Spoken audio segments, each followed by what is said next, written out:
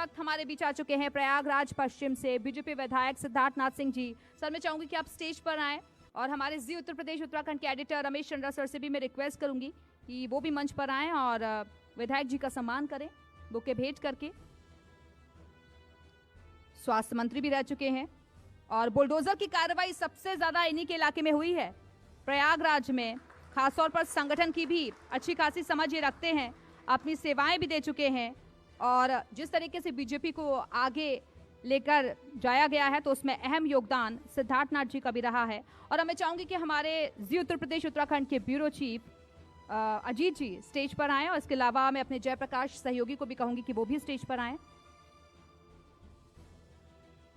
Over to you.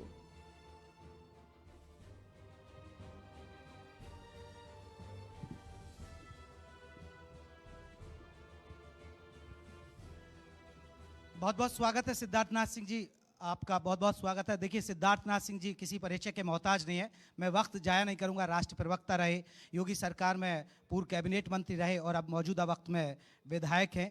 Sir, क्या चल रहा है अभी? मिशन 2024 की तैयारी? मैं बोलूँगा तो जरूर। मिशन 2024 की तैयारी, उसका आगाज़ कल हो गया था दिल्ली से, तो उसकी तैयारी है। लेकिन भारतीय जनता पार्टी का जो मोटो है वो 24/7 है, तो हम लोग हमेशा ही तैयार रहते हैं और हमेशा ही प्रयास करते रहते हैं।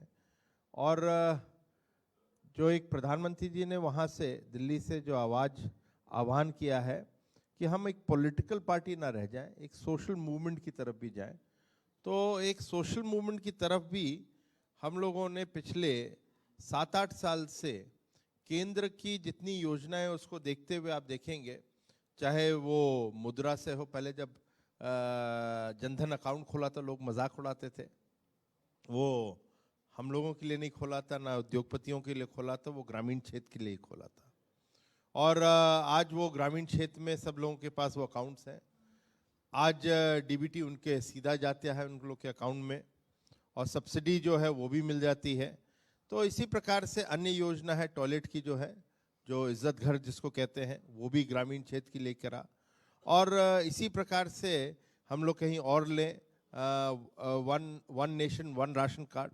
जो लेबर क्लास है यहाँ से जाके प्रयाग से उठ के मुंबई जाती है, मुंबई से उठ के बेंगलोर जाती है, तो उसको राशन कार्ड की बड़ी कठिनाइयाँ होती थी, राशन नहीं मिल पाता था, वो भी ग्रामीण क्षेत्र के लिए किया गया।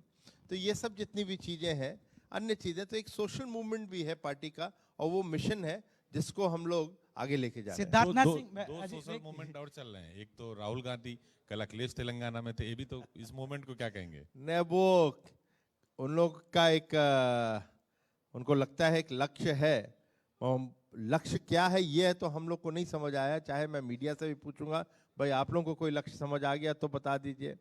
कि जब जोड़ने की बात करते हैं तो गाली देने की कहाँ से बात हो सकती है?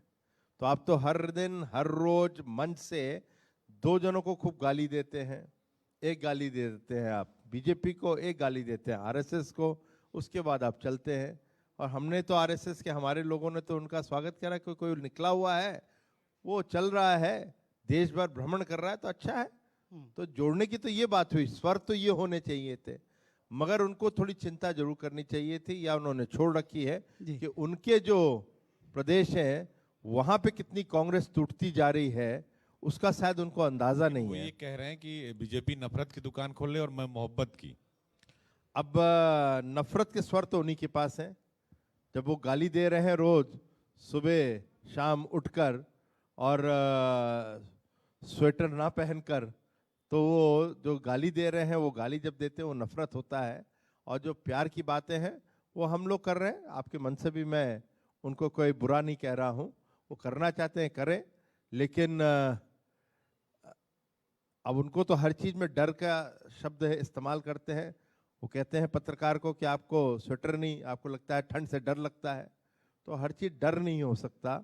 और मेरे हिसाब से उनको राजनीतिक दृष्टि से भी सोचना चाहिए। गुजरात में चुनाव चल रहे हैं, तो आप सबसे ओल्डेस्ट पार्टी हो, मैं सीख नहीं दे रहा हूँ, मैं आप सबसे ओल्डेस्ट पार्टी हो इस देश की, और उसके अंदर आप बोलो कि नहीं हम गुजरात में मैं सबसे शीर्ष नेतृत्व करता हूँ, और मैं जाके गुजरात में चुनाव के लिए प्रचार नहीं करूंगा, तो ये कैसे हो सकता है? तो या तो आप एक सोशल मूवमेंट पे चल जाए, या उससे राजनीतिक अपना संबंध हटा ले, या आप राजनीति के अंदर सोशल मूवमेंट लाना चाहते हैं तो राजनीति भी करिए। तपस्या, पुजारी, वो तो सबकी चर्चा कर रहे हैं अपने इस मूवमेंट में। अब कहना नहीं चाहता हूं, मगर आप अजीत जी हमारे पुराने मित्र भी हैं और ये खींच खींच के निकलवाते हैं, क्योंकि प्रवक्ता रहा हूं। मगर आप भारत जोड़ो में निकलो, कॉपी कैट बनने की कोशिश ना करो। आप कभी जनेऊ भी पहनते हैं, आप तिलक भी लगा रहे हैं, चंदन भी लगा रहे हैं, ओम का भी पढ़ कर रहे हैं, आरती सीधी करें उल्टी करें आरती कर रहे हैं। तो ये जितना भी काम है वो आप किसको देख के कर रहे हैं ये भी देश को समझ आ रहा है। तो आप उनको कॉपी नहीं करिए, वो ओरिजिनल है और आप कॉपी कैट ही रहोगे। सिद्धार्थनाथ जी, अभी तक जो अजीत के भी सवाल रहे हमारे सहयोगी के, वो राष्ट्रीय स्तर के ही रहे, और आपने मिशन 24 का जिक्र किया, तो आपने राष्ट्रीय स्तर की योजना है। तो क्या सिद्धार्थनाथ सिंह अब दिल्ली की तरफ देखना चाह रहे हैं कि राष्ट्र स्तर पर बात कर रहे हैं, यानी लोकसभा की भी तैयारी मन में अब कि चलिए दिल्ली चलते हैं? नहीं, मेरे मन में कोई तैयारी नहीं है, ना कुछ सोचता हूँ।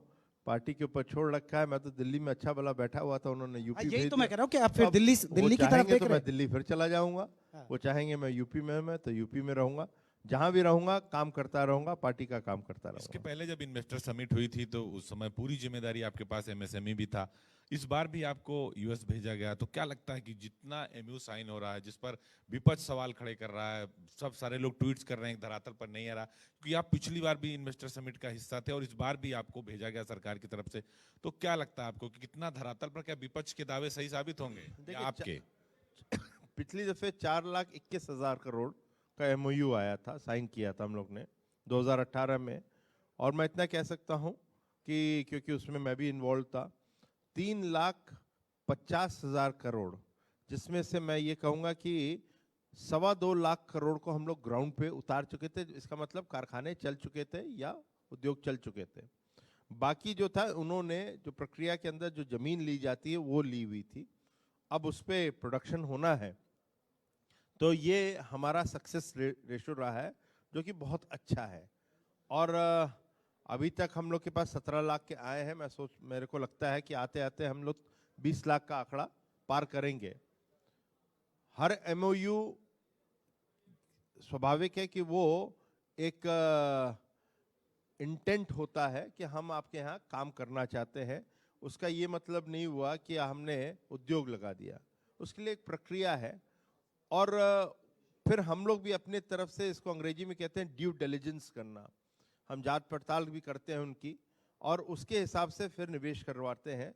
और जब निवेश करते हैं तो उसकी हमारी अनेक योजनाएं रहती हैं, तो एक प्रक्रिया रहती है। मगर हमारा प्रयास रहता है कि ये प्रक्रिया जितनी कम से कम हो, जितनी जल्दी से जल्दी हो, वो अच्छा रहेगा। इसीलिए आज हमने बड़े पिछले योगी 1 के अंदर भी, जिसमें मैं भी इन्वॉल्व था, काफ़ी हद तक कि जितने भी इंडस्ट्रियल पॉलिसीज थे, जो उसके गाइडलाइंस थे, उसको हमने सरल बनाया है, निवेश करने के तरीके सरल करे हैं, जिसके कारण हम लोग ईज ऑफ डूइंग बिजनेस में आज नंबर 2 स्थान पे खड़े हुए हैं। लेकिन सर, ये आपने बहुत सही है कि समाजवादी पार्टी के लोग अक्सर हर डिबेट में, या अखिलेश यादव यही सवाल करते हैं कि वो कहाँ है, पुराना जो इन्वेस्टर समिट्स हुए वो कहाँ है। आपने अच्छा जवाब दिया, आंकड़ों के जरिए आपने बता भी दिया। फिर वो अगला सवाल ये करते हैं, फिर रोजगार कितना मिला युवाओं को? नहीं, उसका तो मैं क्यों जवाब दूं, उसको उनको करनी चाहिए, वेबसाइट खोले। हाँ। देखिए, केंद्र सरकार की जो आपकी वेबसाइट है लेबर मिनिस्ट्री की,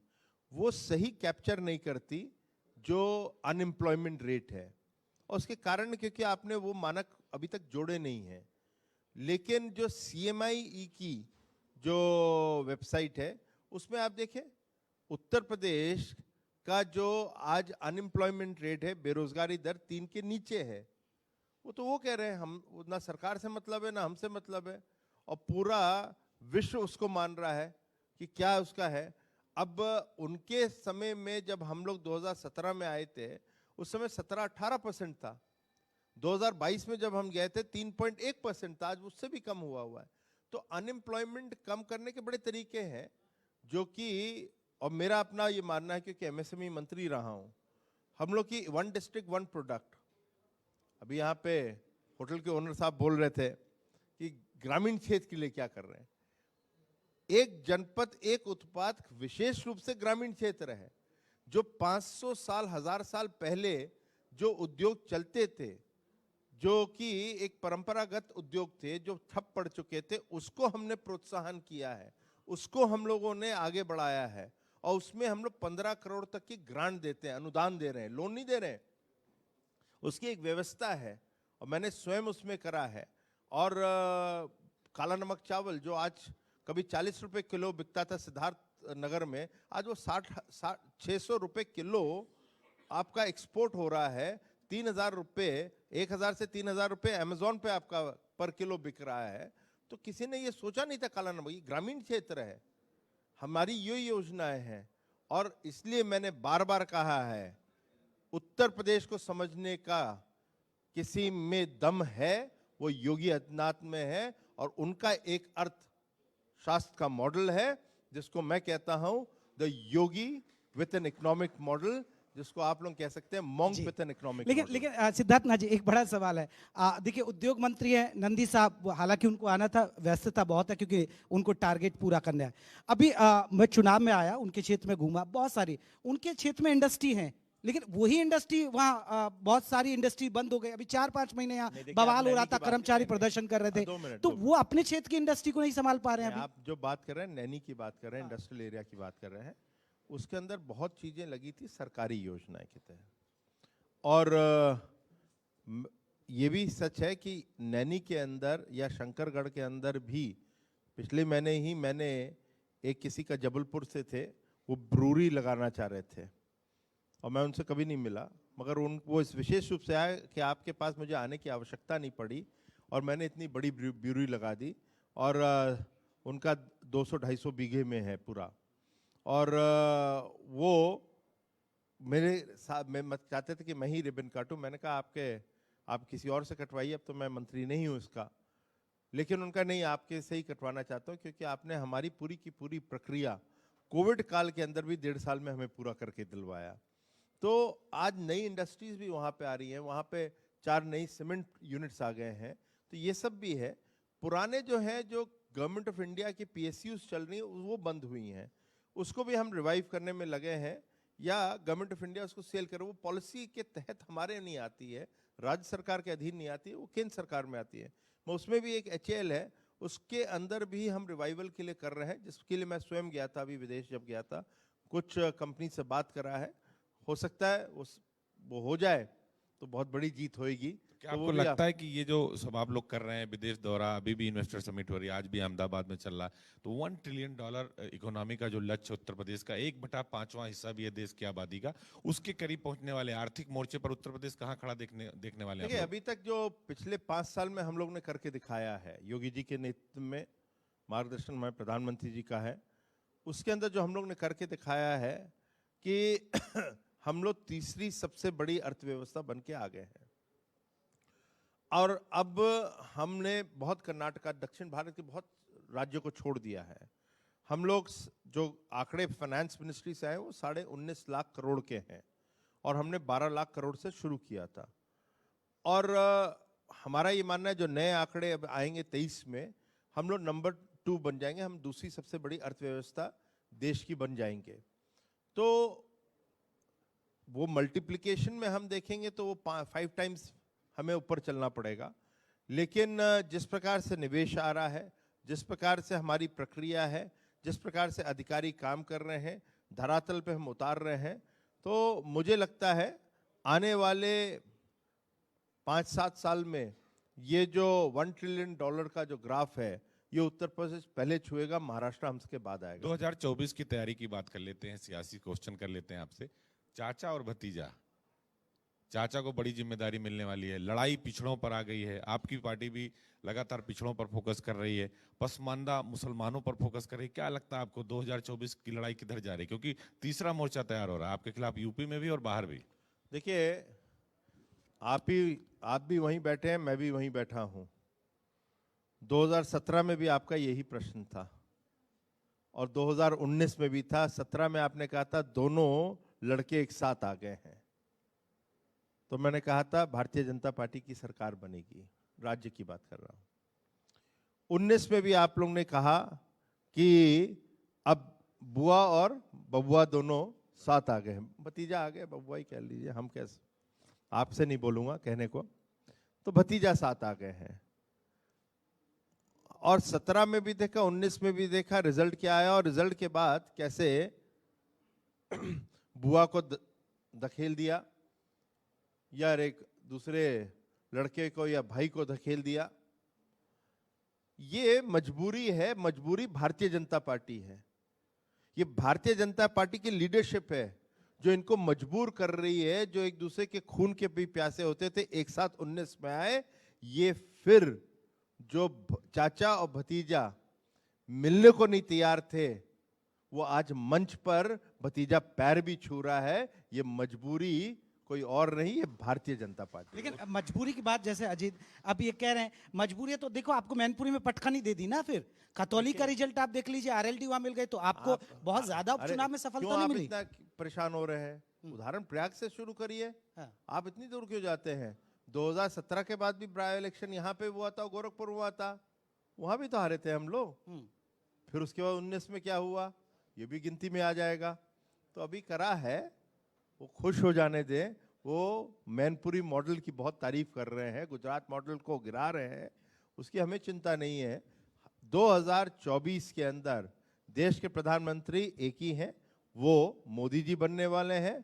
और ये भी मैं आपको कह दूं, पिछला जो रिकॉर्ड हमारा 19 का है, उससे कहीं हम बेहतर करने वाले हैं, ये भी आप देख के रहिए। जिन 14 सीटों पे आप लोग नहीं है, 66 सांसद इस समय आप लोगों के पास हैं, 24,000 बूथ है, उसको लेकर बहुत जबरदस्त होमवर्क आप लोग कर रहे हैं। बूथ स्तर पर व्हाट्सएप ग्रुप बनाए, डिजिटली बहुत ज्यादा फोकस भारतीय जनता पार्टी कर रही है। 22 को आपकी कार्य समिति की बैठक भी है, कल से जेपी नड्डा साहब की पहली रैली भी गाजीपुर में शुरू होने जा रही है। तो मिशन 2024 को लेकर कितनी तैयार है भारतीय जनता पार्टी? देखिए, हम लोग तैयारी पूरी कर रहे हैं, और वही आगे बढ़ता है जो अपनी कमियां समझता है, और जो कमियां टेबल पर रख के उस पर सुधार करता है, और संवाद के माध्यम से एक दूसरे से सुधारता है, और उस पर फिर इम्प्लीमेंट करता है, वही आगे बढ़ता है। और हम लोग वो करते हैं। तो उसके आधार पर हम लोग ये जो 14 सीट हैं उस पर पूरा होमवर्क कर चुके हैं, और उसकी योजना बनाते हुए आदरणीय अमित शाह जी उसकी योजना पूरी बना चुके हैं, और हम लोग उस पर कार्य कर रहे हैं। और हर कार्यकर्ता, चाहे वो छोटा हो बड़ा हो, उसको एक दायित्व दिया हुआ है कि आपको क्या करना है, और उस पर ही उतना ही फोकस हमें करना पड़ता है, और हम उस पर काम कर रहे हैं। तो मुझे लगता है ये 14 सीटों पे भी अच्छी सफलता हम लोग को मिलेगी।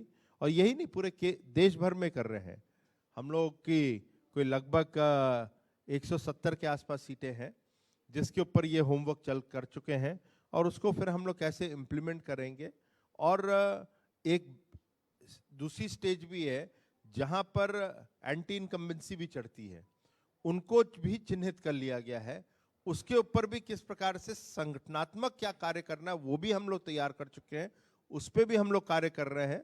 बाकी तो कैंडिडेट वैंडिडेट होता है, वो तो बात का निर्णय है। टिकट कटेगा या नहीं? पर चूंकि अभी कमेटी आप लोग गठित कर रहे हैं कि सांसदों की परफॉर्मेंस रिपोर्ट देखी जाएगी, स्क्रीनिंग कमेटी बनाई गई है। जहां आवश्यकता होगी, मेरे ख्याल से जो दिल्ली का नेतृत्व है वो उस पर निर्णय करेगा, या मैं कहूँ पार्लियामेंट्री बोर्ड उस पर निर्णय करेगा। तो ये उचित नहीं होगा मेरे को कुछ कहने के लिए, मगर वो जो भी निर्णय करेगा वो भारतीय जनता पार्टी को वो सीट जिताने की परफॉर्मेंस देखी जाएगी। परफॉर्मेंस जरूर देखी जाती है, ये मेरे को अपना भी अनुभव है, क्योंकि मैं दूसरी दफे लड़ा था, तो परफॉर्मेंस देखी गई थी, ना तो शायद मुझे भी शहर पश्चिमी से टिकट नहीं मिलता। भूपेन्द्र चौधरी जी ने संकेत दिए हैं कि संगठन की भी सर्जरी होनी है, कुछ फेरबदल होगा संगठन के लिए भी, यूपी संगठन में भी कुछ फेरबदल के चेहरों को तरजीह देने वाले हैं। देखिए, जहां पे आवश्यकता पड़ेगी वहां पे चेंजेस तो होंगे ही, और ये अच्छा भी होता है कि नई पीढ़ी, नए लोग ऊपर चढ़े, जो पुराने हैं वो भी काम करें, वो दोनों मिल के करें, तभी एक पार्टी अच्छी चलती है।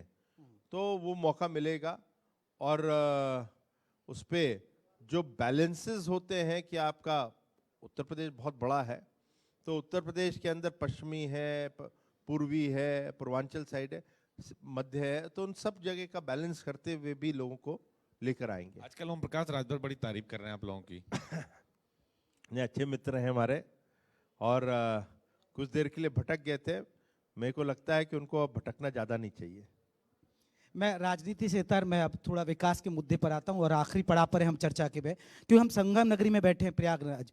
हालांकि देखिए वाराणसी, अभी बहुत सारे पैनलिस्ट से हमारी चर्चा हुई जो रियल एस्टेट से भी थे, एजुकेशन सेक्टर्स थे। यहाँ विकास हो रहा है और देखिए विकास ऐसा भी हो रहा है कि जो माफिया थे वो जेल में, संपत्ति कुर्क हो रही है, चीजें हो रही है। लेकिन अभी सरकार की, इनके लोगों के मुताबिक सरकार की नजरें उस तरीके से इनायत नहीं हो रही है। जैसे अभी वाराणसी में टेंट सिटी हो रहा है जिससे ज्यादा श्रद्धालु सके। मथुरा में जा रहे हैं तो वहाँ ब्रिज का पूरा कॉरिडोर वगैरह तैयार हो रहा है, वहाँ तैयारी शुरू कर दी, हालांकि विरोध हो रहा है। लेकिन प्रयागराज के लिए कोई बड़ी प्लानिंग है यहाँ पर? प्लानिंग है। देखिए, और ये स्वयं भी सब लोग जिन्होंने बात करी वो भी मानेंगे, जो पहला एक कार्य होता है किसी जगह भी विकास का, वो होता है कानून व्यवस्था।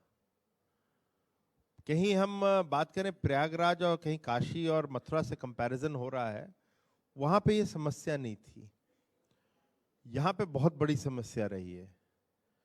और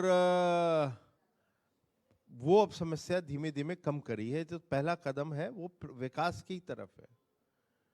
2019 का भी कुंभ आया था, उसके अंदर भी कुंभ की भी तुलना पीछे के कुंभ से हुई थी। बहुत सुंदर कुंभ था, स्वच्छ था, और उसके अंदर भी अनोखी चीजें करी गई थी। 25 का आ रहा है, उसकी दृष्टि से भी कार्य हो रहा है। कल ही परसों मुख्यमंत्री जी ने इसकी एक बैठक भी रखी है सुबह लखनऊ में, जिसमें हम सभी लोग रहेंगे। प्रयागराज दिव्य कुंभ, भव्य कुंभ, आप लोगों ने बहुत बड़ी ब्रांडिंग करी थी। तो वो अब ब्रांडिंग का समय आएगा तो इसको भी करेंगे हम लोग। और इसके अंदर कुछ चर्चाएं भी हैं और मैं स्वयं जानता हूं, क्योंकि मुझे इसका थोड़ा सा रुचि भी है। जो डीपीआर है मेट्रो का, एक दफे नहीं 2 दफे बनाया गया है।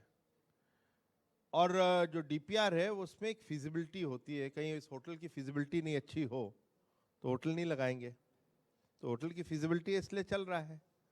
तो डीपीआर भी बना था उसका मेट्रो का, मगर वो उस डीपीआर हम लोग का सक्सेसफुल नहीं, मतलब उससे अच्छा नहीं आ रहा है, सक्सेस नहीं आ रही है। तो अब ऑल्टरनेट हम लोग ढूंढ रहे हैं इस कुंभ के पहले।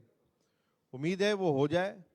या तो पॉड सिस्टम एक आता है या स्काई ट्रेन आती है, जिसके अंदर वो चेन्नई में भी अब शुरू कर दिया है। तो वो कहीं हम लोग कर पाए तो उम्मीद है कि उसको हम लोग कुछ विशेष लाइन कुंभ से जोड़ते हुए उसको लेकर जाएंगे। और अब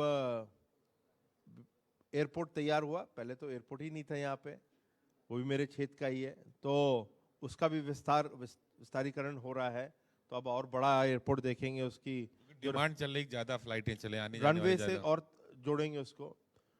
पिछले दफे हमने 19 में भी टेंट सिटी बनाई थी, 400 450 हम लोग ने उसमें टेंट्स लगवाए थे। वो उसकी समस्या थी, उसको हम लॉन्ग परमानेंट करना चाह रहे थे, मगर एनजीटी के कुछ मानक आते हैं वो अलाउ नहीं करते। गंगा का ऐसा था क्योंकि वो डिस्टेंस नहीं मिल रहा था उनको। वहाँ एक बातचीत चल रही है हम लोग की कि एक परमानेंट हो जाए टेंट सिटी वहाँ पे। अरेल एक तरफ है, तो वो भी हम लोग फिर से टेंट सिटी की परमिशन लेंगे। उसमें हम लोगों ने जो कभी नहीं खोला गया था, अक्षय वट होता है और सरस्वती कुंज, वो कभी खोला ही नहीं जाता था, वो भी श्रद्धालुओं के लिए खोला था। तो प्रयास है कि उसको और बेहतर करें। और एक और कोशिश है कि जिस प्रकार से आप न्यूयॉर्क में देखते हैं, टाइम स्क्वायर देखते हैं, तो एक कुंभ स्क्वायर हम शहर के अंदर ही एक तैयार करें कि कुंभ में जो गतिविधि चल रही है उसका भी रिले यहाँ पे हो सके। तो एक ये सब प्रयास है, नया नया चीज़ों को प्रयास है। एक हम लोग प्रयास और कर रहे हैं कि एक फूड स्ट्रीट खोल दें प्रयागराज के अंदर, कि यहाँ की जो चाट है, ये है, दुनिया भर की चीज़ें होती हैं, वो भी यहाँ पे लोगों को 12 महीने मिलते रहे। तो ये सब चीज़ों का एक नया प्रयास है। अब देखते हैं कि क्या कर पाते हैं। बनारस से तो क्रूज चल गई, प्रयागराज के भी कई सारे लोग कह रहे थे अब कि वो यहाँ क्रूज भी जरूरत चलेगी, है। मगर उसकी ड्रेजिंग का थोड़ा सा वाटर डेप्थ का चल रहा है हम लोग को, वो थोड़ा सा और ड्रेजिंग करवानी पड़ेगी। जैसे ही वो कंप्लीट हो जाती है तो उसको भी हम लोग चलवा देंगे। तो उम्मीद है कि वो भी काम चल रहा है उस पर। चले सर, अब हम चर्चा को खत्म कर रहे हैं, लेकिन चलते चलते मेरा फिर वही सवाल, दिल्ली चलेंगे आप? बहुत मेरे को मायने होते हैं जहां ऐसे। मैं मुझे- चला जाऊंगा लेकिन चर्चाएं छोड़ जाऊंगा पीछे। नहीं, चर्चाएं तो आप छोड़ जाइए, मगर ये केंद्र के ऊपर डिपेंड करता है। पार्टी वहां से डिसाइड करेगी, सब लोग डिसाइड करेंगे तो वहां चल दिल्ली जाएंगे। चर्चा बहुत है सियासी गलियारे में, हैं? चर्चा बहुत है लेकिन इस बात की। अब कुछ सुनने में तो मेरे भी आता है, शायद आप ही लोगों के माध्यम से होता है, तो मेरे जो दिल्ली के आप जैसे मित्र हैं वो मुझे ज्यादा मिस कर रहे हैं, तो कहीं वहां बुलाया माना जाए जाए तो कि- वहां भी चला जाऊंगा। चलिए, बहुत बहुत शुक्रिया सिद्धार्थनाथ जी हमारे साथ जुड़े। तो सिद्धार्थनाथ सिंह जी ने हर सवाल का बेबाकी से जवाब दिया। दिल्ली जाएंगे, इशारा तो कर रहे हैं, यही खबर है।